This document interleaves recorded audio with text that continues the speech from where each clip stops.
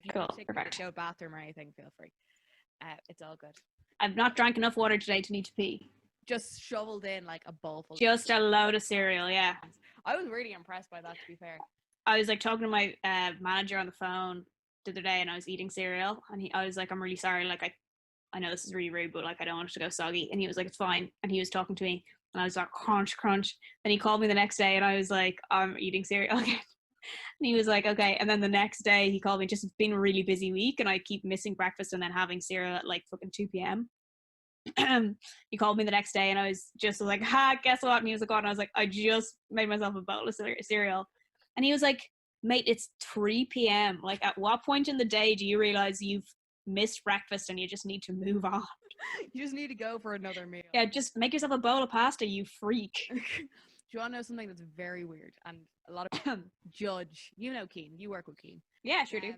And both something that me and Keen, when we realized we were made for each other, was the moment we were in France. He'd come over, I was on tour, and he'd come over to visit us when we were over there, and we both sat down at the breakfast table. We were both wrecked from the night before. Both of us like go to grab the milk at the same time, and I was like, we just use the cereal first. He was like, no, I put my milk in before my cereal. And I was like, I put my milk in before my cereal. That's weird. Okay, freeze, rewind to what you just said. You were like, I need to eat the cereal because I don't want it to get soggy. If you put the milk in first, the cereal doesn't get soggy. Does it not? No. All right, sold. I'll start doing it. Try it and see it. That's why I always tell people. It's like, people are like, you're so weird. I was like, will you put ketchup on eggs? Okay, well, sorry, ketchup on eggs is nuts. Yeah, I just think that's so gross. Like, I'm really judgy with food, so yeah. I'll be like, why are you doing that with that? I don't even like when someone's like, I don't like when people put maple syrup on rashers.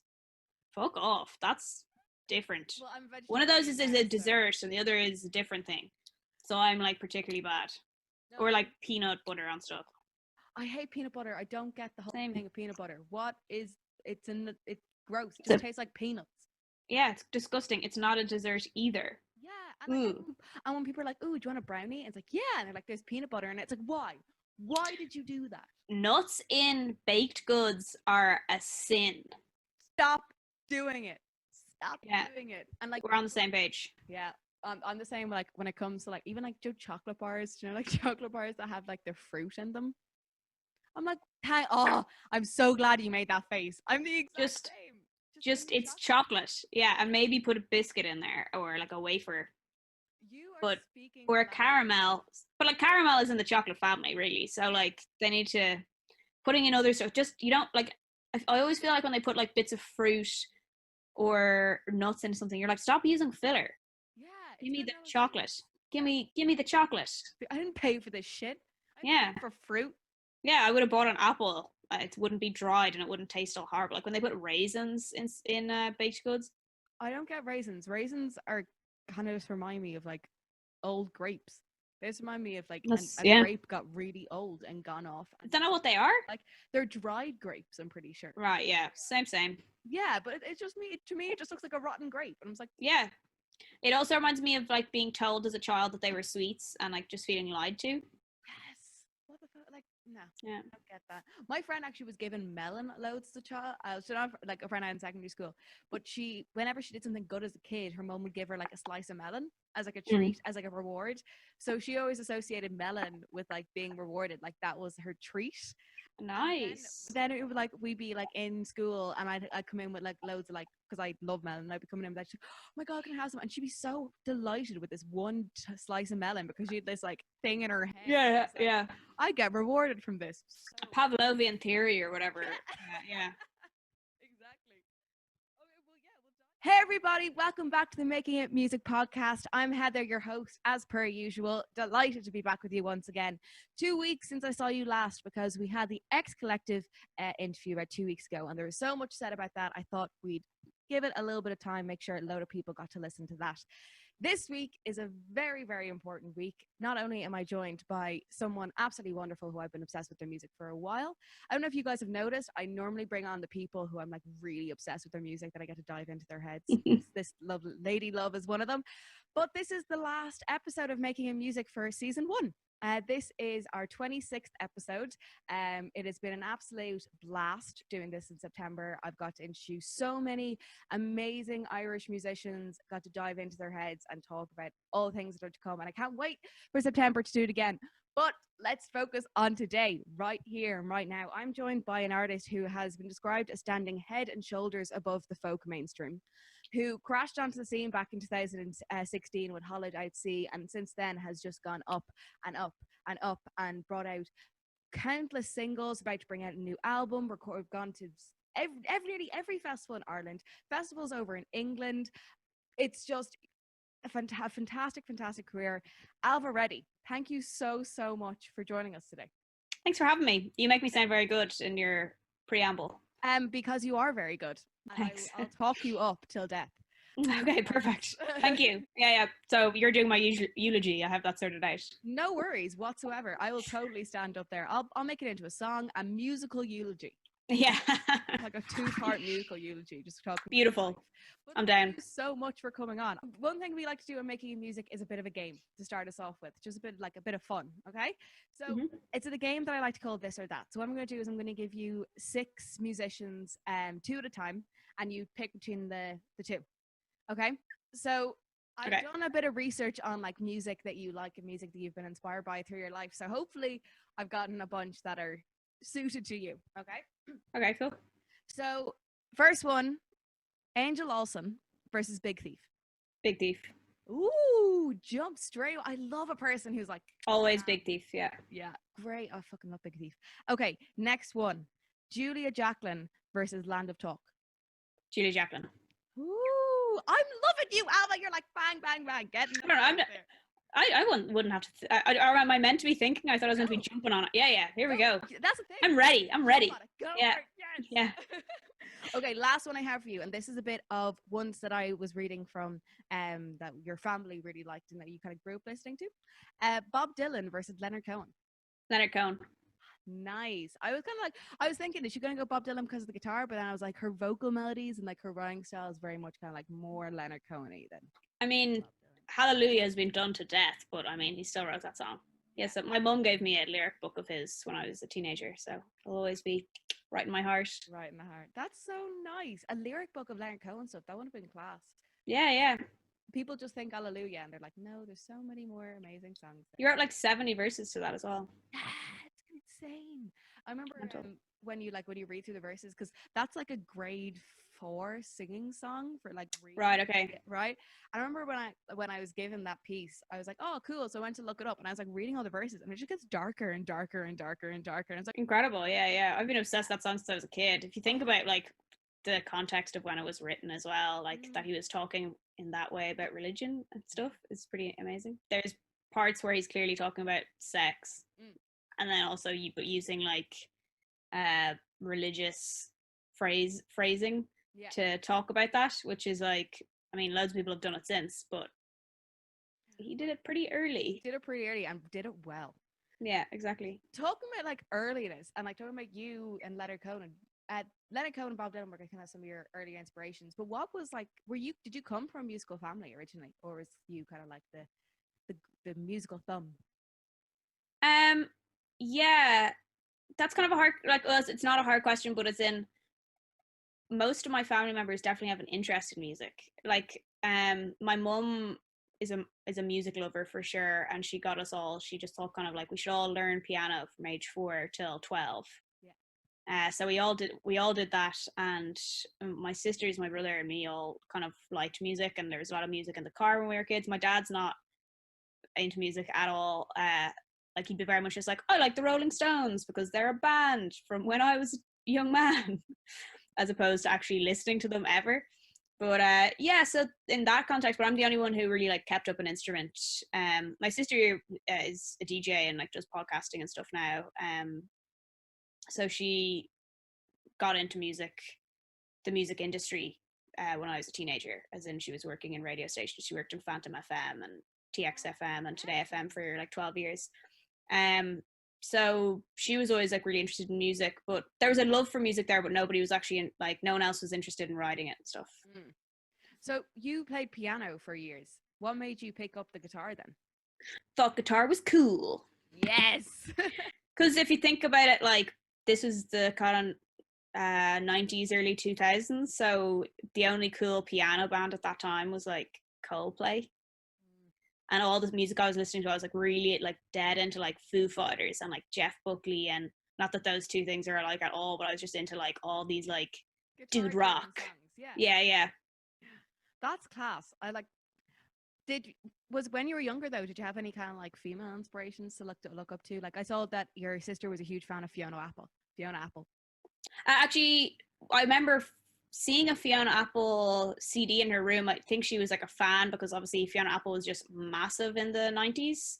Not a huge. I'm the only one who's like a massive Fiona Apple fan in the family, I'd say. Which I only kind of discovered her or like rediscovered her when I was in my early 20s. But wait, what was the question? Growing up, female. I got distracted by Fiona Apple.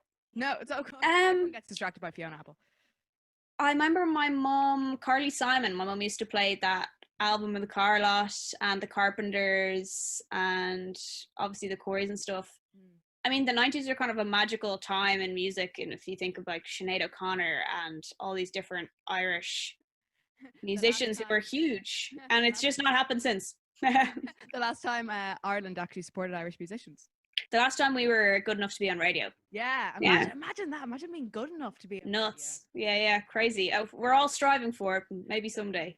I was looking at a lot of your writing and stuff like that. And one thing that I saw, kind of an overarching thing, and it was something we were talking about actually on the previous podcast with the X Collective people, was a lot of your songs are kind of inspired by heartbreak and kind of like the sadder side of emotions and stuff like that. Do you find it's easier to write from that sort of place? So the discussion we were having last week, there's actually sometimes a little bit harder, a little bit easier to write from a darker place than it is a happier place.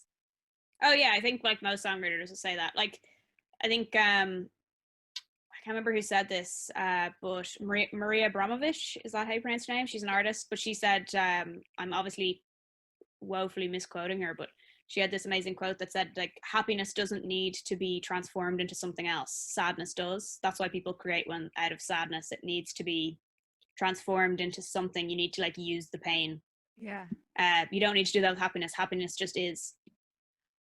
That is gorgeous. I love that. Yeah, it's good. I'll find the actual quote. That was my paraphrasing, but I totally agree with it. Even any of the happy songs that I do have tried to write, or like things that are about nice things, it's kind of like a dread of this nice thing ending even then. Yeah, I there was one thing I noticed in the last two songs you released, Personal History and Time Difference. Are they both going to be in the new album?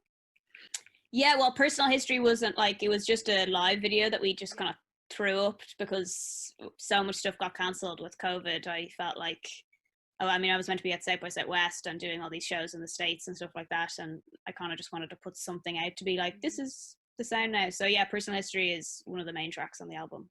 It's such an unreal song, and I love the live feel of it and how it naturally builds. Benedict is such a class drummer there, and it kind of kicks into that rockier section as well. Yeah, go way back with Benny. Yeah, he's a great man. So when I was listening to the lyrics of Time Difference and Personal History, and it's kind of like, well, before a lot of your songs have been about losing someone or like letting go of someone and the kind of the whole idea of a breakup, this is kind of like you have a love, but it's not the love that you want it to be. So it's a sad love song. Yeah, it's like why is this not working, or why am I sabotaging this, or whatever. Like Time Difference, yeah, I guess the way I'd sum up with the album is more just like loads of things that you go through in your 20s with all these different dating things where like you're completely obsessed with someone and it doesn't work out, or then you're the one who kind of is not willing to commit and all this kind of stuff. And then obviously if you're touring as a musician, I don't know, like it's very, very, very difficult to keep a relationship going when someone else is working another job. Yeah, 9 to 5, and you're there doing nights. Yeah, exactly. Be a different time zone. Yeah, exactly. Is it hard? Like, because you're saying now that you're bringing out this album is all about you're being in your 20s and kind of the experience of going through that. You are so honest with your lyrics, and I think that is shown at the way like Distrust. You brought that out in 2000 and it was a February 2016, but then it was the remix came out in January. So all right, you know these dates better than I do. Yeah. Sorry, because it's just like, because I'm always one to trip over the dates in my head, and I hate myself when I do it. So I'm always just like, Don't worry about it. that. I wouldn't know any better. It was all within the last 5 years. Like that Noah and the Whale song, the last 5 years, or the Exactly. musical with Anna Kendrick. Oh wow. Pulling out the facts.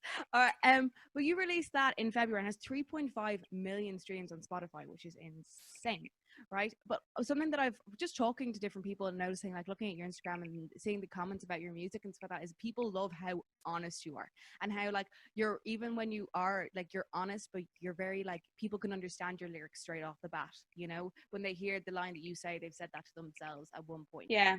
And there was something I read in an article that you didn't gig much during college, you know, and it took you a little while to like kind of come out after college to bring out your music and kind of be like, I'm okay to kind of share this emotion.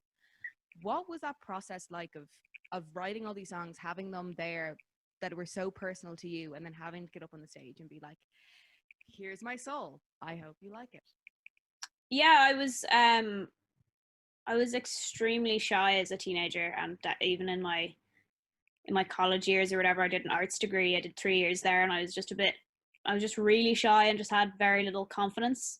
Like I totally, not saying that I'm like Billy Big Balls now or anything, but like I am a totally different person now to when I was then. So it's kind of even hard to look at that person and be like, just get on with it. But it's been a great thing for me. But I do remember I was playing in a band with a duo with a friend of mine who I've been friends with since I was 4, and we had this band called Friends of the Family, and that's why I've named my little mini label that. But yeah, we were writing all these little songs together and doing little songs together, and he just convinced me to do a gig, and once I did it, it just kept going. And then a few months later, I started playing stuff on my own. But yeah, I was 22 and I played my first gig. I'd never played anything before. Wow, that's Very late start. Yeah, but like a late start, because you do see a lot of people like up online now, like 15-year-olds and doing gigs, and the junior gigs that are happening now, which is great.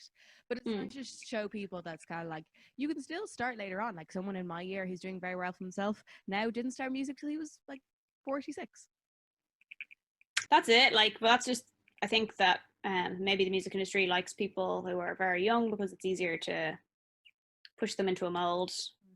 But yeah, no, that's a whole other conversation about women in music. But yeah, I was like 22, and I think it was for years I kicked myself that I didn't do it sooner, but I actually think it was better for me that I had a bit of experience doing other things first.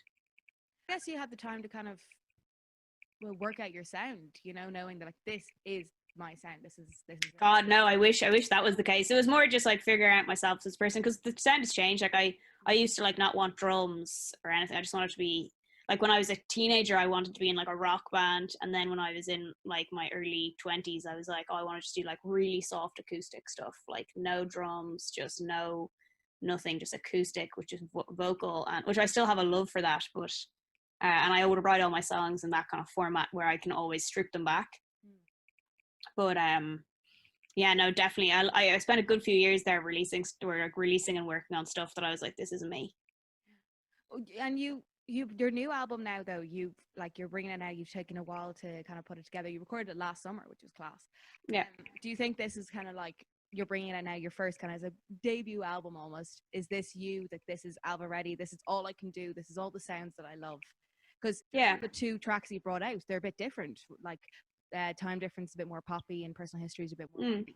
So yeah, it's so like, people have always said that I'm always releasing different stuff, and I'm like, God, they're the exact same, aren't they? Practically the same song. I think that the album itself, isn't wildly different to Hollow Out Sea.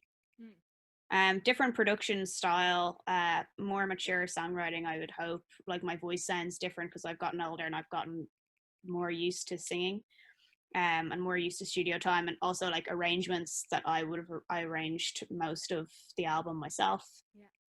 So yeah, like different in that respect, would probably be more kind of like quality and those kind of background sounds, but really similar sound to Hollow Out Sea, because I think that was my natural sound. I kind of deviated that for a few years and did kind of more poppy stuff and did more, I don't know, stuff that wasn't really me. No, I'm really experimenting. I'm excited to hear, especially because I'm hearing the new songs. Just and as you said, your voice is different. Your voice has this kind of more bass quality to it, which is really nice. And even, but you have a way of one thing actually I must say to you that I was just ogling over last night, and I kept on going back over it. It was in Personal History. Do you know those high notes? Yeah, I love a good falsetto, man. Oh my god, it was like perfect every time, and I was trying to do it, and I was like, how did she get that like breathy kind of bass sound without making it totally? Because it was like where it's sitting is like really like opera territory. Thanks. And it was very, it was like my like housemate came in, he's like, what are you doing? Because I was just there like and I just like trying to place it. Your voice is magical, like.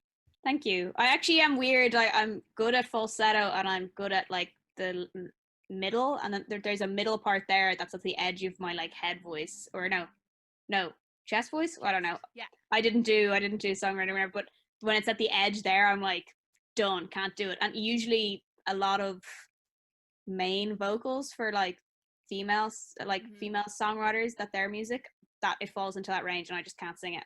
So what you're talking about is your mix, okay? So yeah, you think about, this is one thing that I really like to explain to people, because it's like I've had other songwriters coming to me before. They're like, "Oh, I can't write in this key because it fits here." No. You can.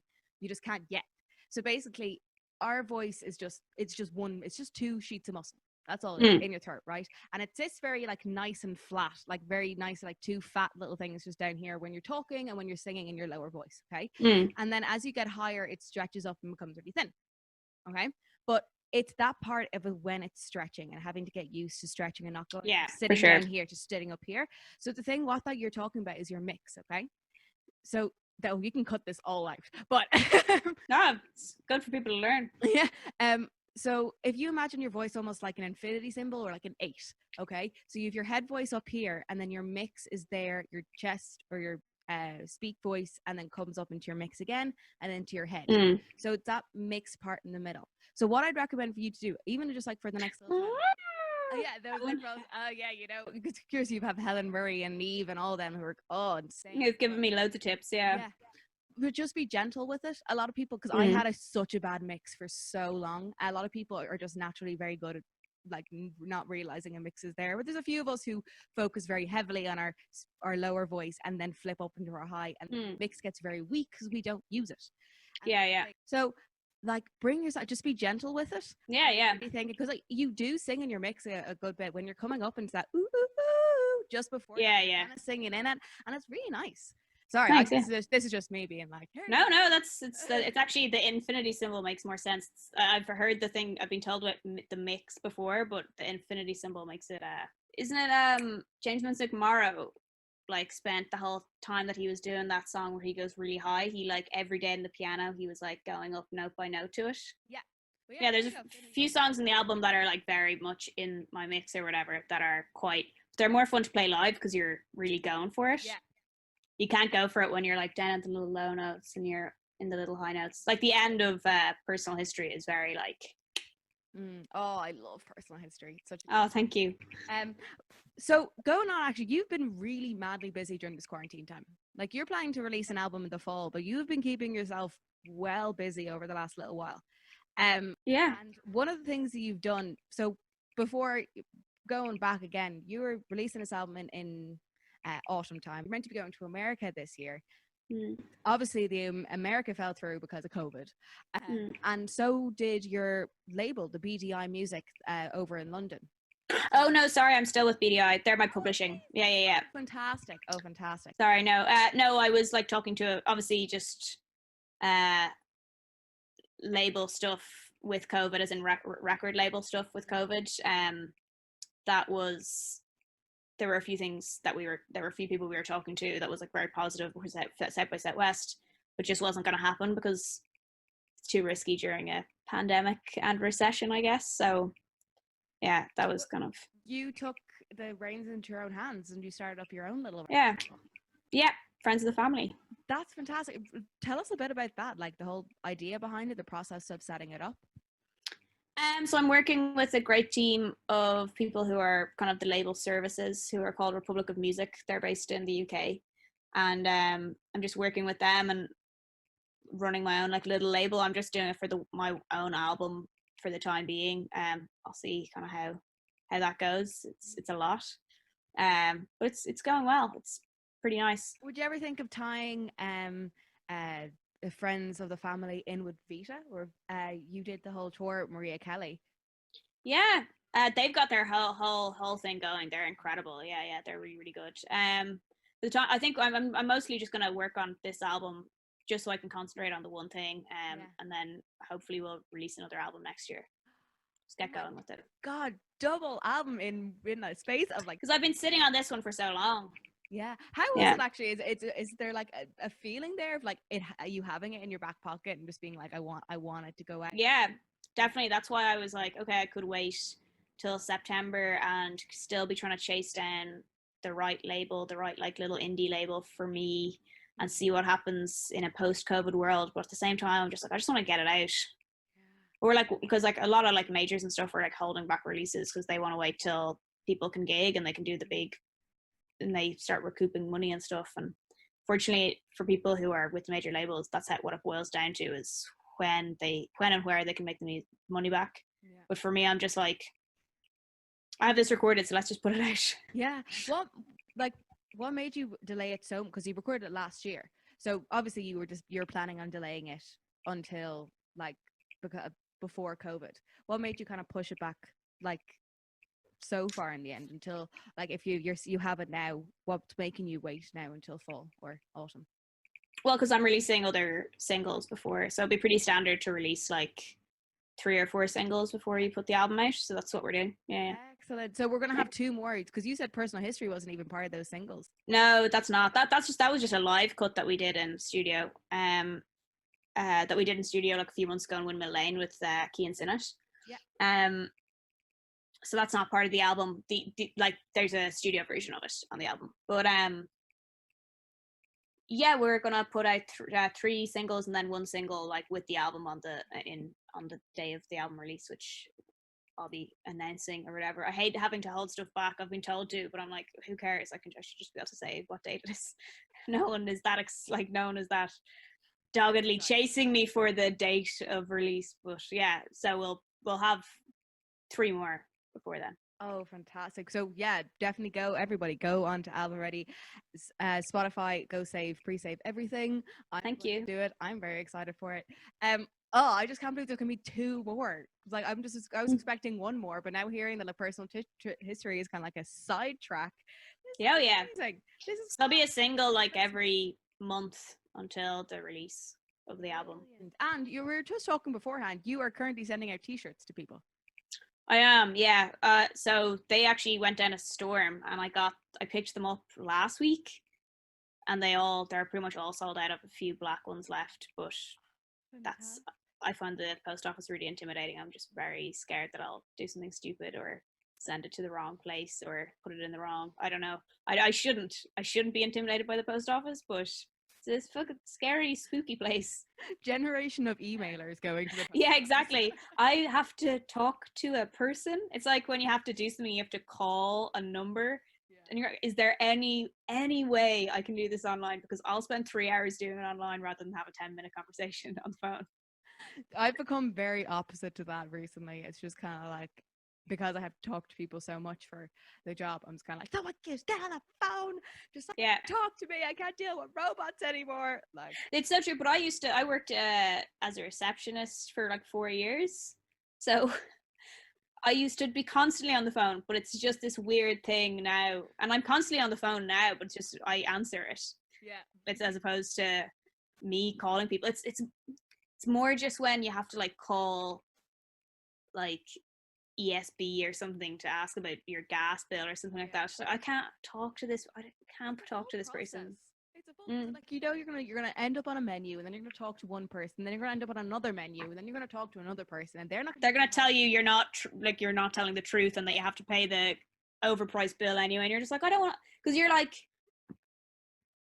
you're setting yourself up for an argument that you have to have with someone who really doesn't care, and also it's not their fault. Yeah. Oh, my sister, she works for like an office furniture company, and she's saying during COVID, there people were literally ringing up, she thinks, just to have conversations. Because Like A she was lot. just like, there were some people who rang up and they would be like talking about a chair, and they'd ask loads of questions, and after a while she'd realize they were just asking questions to like Oh wow, be just able to stay on the phone. And I was just like, that is so sad. Imagine being alone and being like, I'm gonna call the furniture company. I've worked in places where there's people that are known to you who will call up just for talking, and it's just a race of like, how do I get this person off the phone as quickly as possible? Without sounding like an Yeah, asshole. because some days you're up for it and you're like, yeah, whatever, Brian, chat away. And other days you're like, I don't have any time for this. I don't feel like a nice person today. I want you to go. What was that? So you were saying you worked as a receptionist for 4 years. What was it like kind of running like a full-time job and trying to get your music out there? Because here at the Making Music podcast, that's what it's all about, is the fact Mm. the majority of musicians out there at the moment can't support themselves just on music, that it's a thing of trying to be passionate about music but working multiple jobs either within the music industry or having one job or a few jobs outside to keep yourself going in. The job, the money job. Yeah. This is my job. The money job. Yeah. Yeah, I did that for 4 years, and then in 2016 when I released Holiday at Sea and things started taking off for me, I was working a job 4 days a week, and I was doing a college course 1 day a week, and then I was trying to record and then release this EP. So you slept no days a week. I remember there was just one bit where like the EP suddenly started taking off, so I started getting gigs. So I started like got a band together and we were rehearsing all the time because we suddenly got like a few festivals that summer then, which was just completely insane. And then which was just unheard, like getting a festival, oh my god. I was like going into college on the Tuesday, trying to get my assignment, trying to do a thesis, and then going to rehearsals. I remember there was 1 week where I had to hand in my thesis. I had to rehearse for Body and Soul, and I had my sister's a hen party, and I was like, I hate myself. I hate myself right now. Why have I taken all this on? It's because nothing was happening for me. So I kind of just was like, okay, look, I'm going to just record this EP and I'm going to go back to college and just give up on this. Yeah. And then that EP took off. Like by that summer, those songs, I gotten like 2 of those songs I got in playlist on Spotify, and we're on like a few 100,000 plays, which was completely different for me. And then things took off within the next year. So you've obviously played so many festivals in Ireland, England, Europe, all around the place, meant to be in a bunch of them in America this year. One of them being Glastonbury. Wow. Yeah, we played 3 gigs at Glastonbury. Yeah, like what out of all those festivals so far, what has been your favorite? And like there could be a favorite because of the crowd and there could be a favorite because of it had took you like 5 hours to get there in like a beaten down car or whatever, anything like that. I loved in 2017, and I actually just like drove there, played, and then left. But I played Electric Picnic in the Other Voices, the chapel that they have at Electric Picnic, which is such a nice stage, and they take care of you really well. And the Other Voices people are all so sound.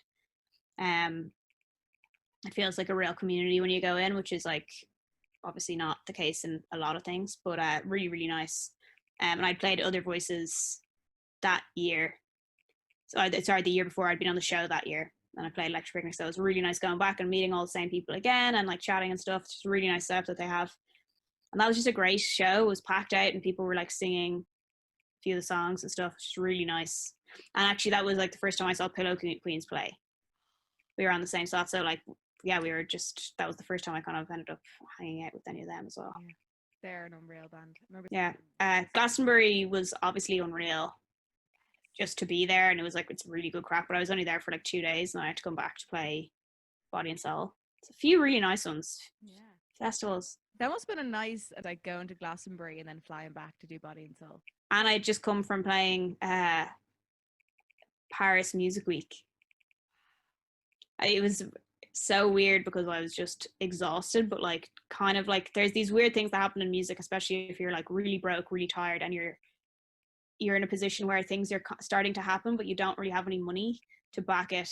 So you're kind of like still hustling yourself. So it's like really exhausting and tiring.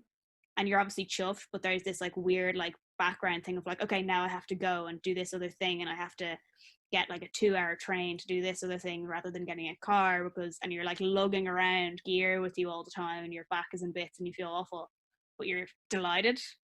You're like grateful, but also like, God damn it, I wish I had something to help me through this. Do you think that, like, going through this yourself, you know, what would you have advice for like someone like you, let's say you 6 years ago when you first brought out, or 5 years ago when you first brought out Holiday Sea? Don't jump on every opportunity that comes to you.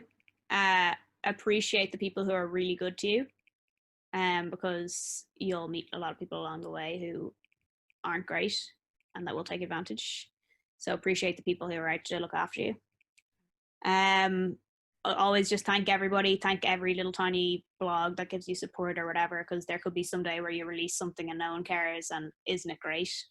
And just like go to the gigs and like play the gigs because you want to be there, not because like if you get to a point where you're like miserable doing what you're doing, then it's not success. I love that. I loved hearing the advice. I feel like I'm going to just make like a big wall in the future of all the bits of advice I get off from interviewees. Yeah. Also, another one, don't compete with other women. That's what they want. That is what they want. Lift other women up. We are actually going to be, Ailbhe and myself are going to be having a huge talk on Quarantine FM this coming Friday about the recent statistics that came out about radio play in Ireland, about being a woman in music. And we're going to be talking a lot about her new single, Time Difference. So everyone definitely tune into that. It's going to be on Friday at 2:00. Definitely tune in for that. I'm really, really excited about that chat. But besides, you were involved in the Women in Harmony during quarantine. That was another amazing thing.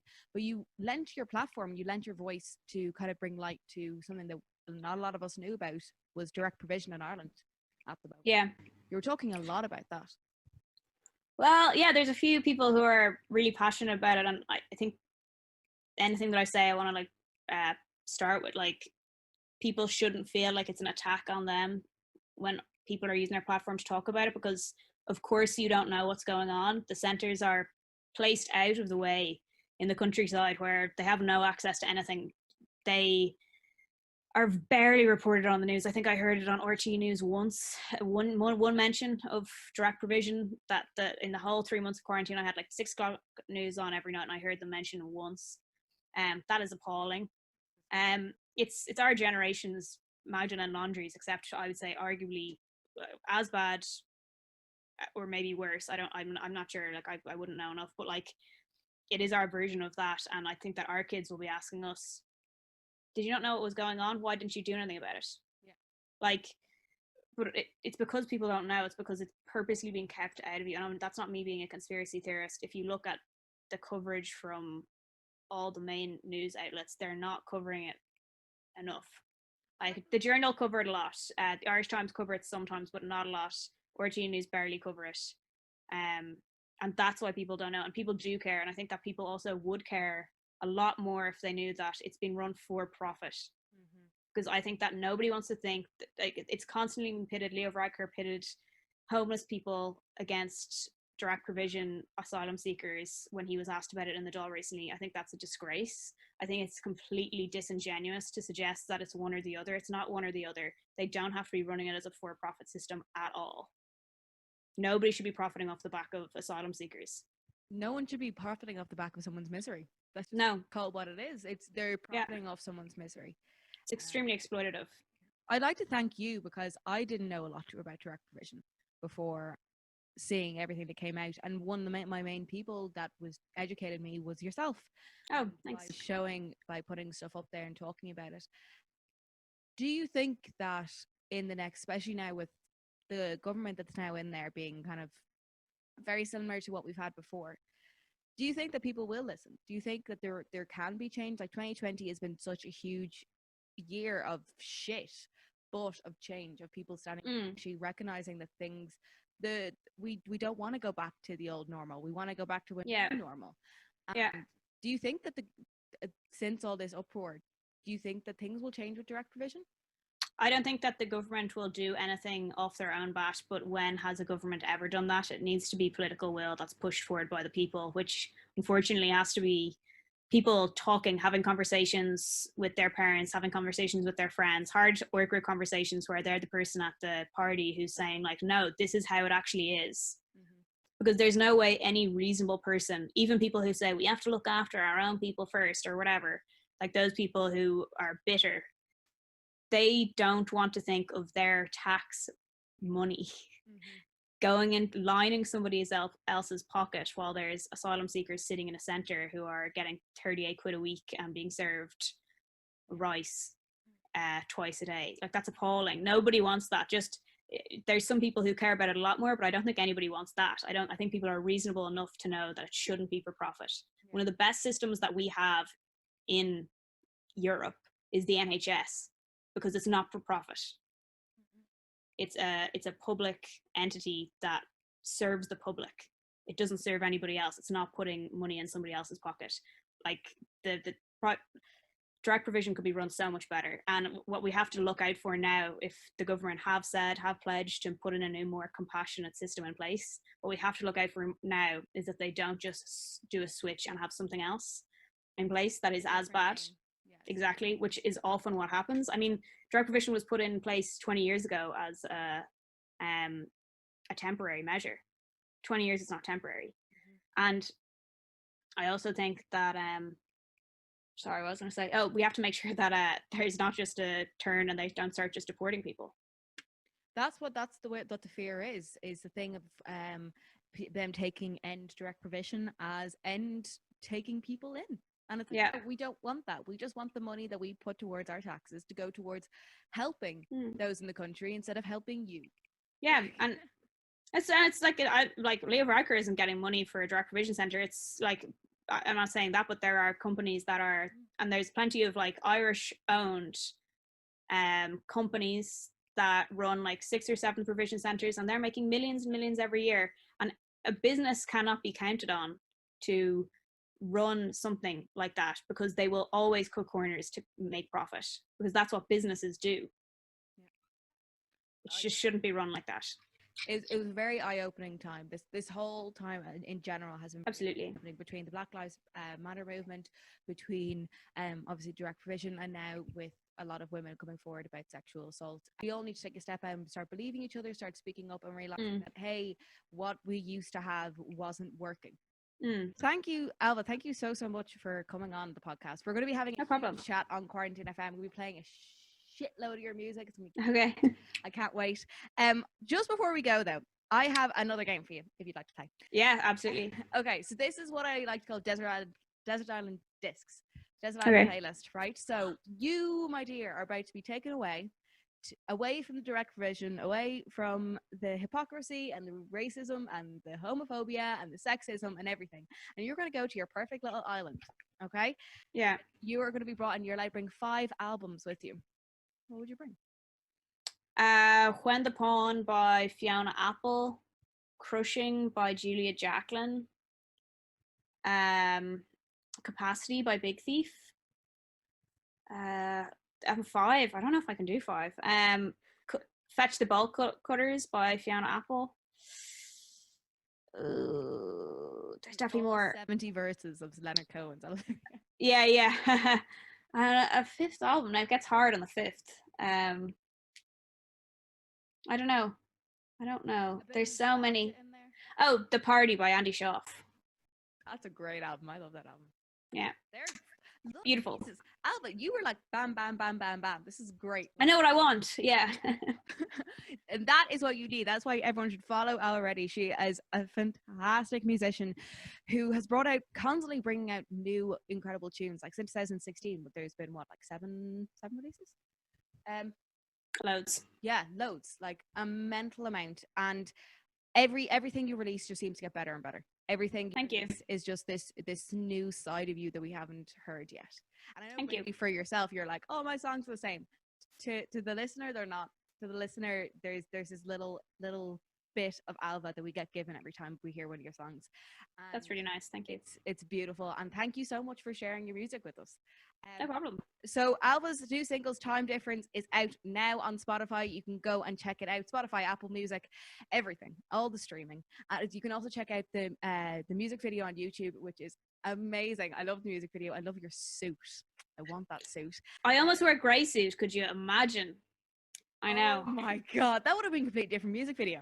But it just sucked. Yeah. I looked like Bugsy Malone in that suit. It was awful. And I sent it to one of my friends, and she was like, "Definitely, she always tells the truth. She'll never like guard your feelings." She was like, "That is awful. Get something else." That's what I need. Don't need an yes man. Yeah. Yeah, screw the yes men. It's like, no, tell me if I look like a marshmallow. Yeah. A pin- Bugsy Malone. Yeah. Well, yes, go check out the music video. Go check out all of Ailbhe's music online. But thank you so much for coming on. We're going to be talking Thanks for having me. again on Quarantine FM on Friday. Thank you all for listening. This has been the Making of Music podcast. This has been the last episode of the season. So thank you so much, everybody who has listened to the podcast, who's tuned in, and who's given their support to all the amazing artists who have come on the show. I'm here for one reason and one reason only, to promote Irish musicians and give them that little bit of a platform and a little bit more time to talk about themselves, because I like hearing them. So thank you so much. You've all been amazing. I love you loads, and that has been us. Have a great summer, everybody. Bye, Ailbhe. Bye.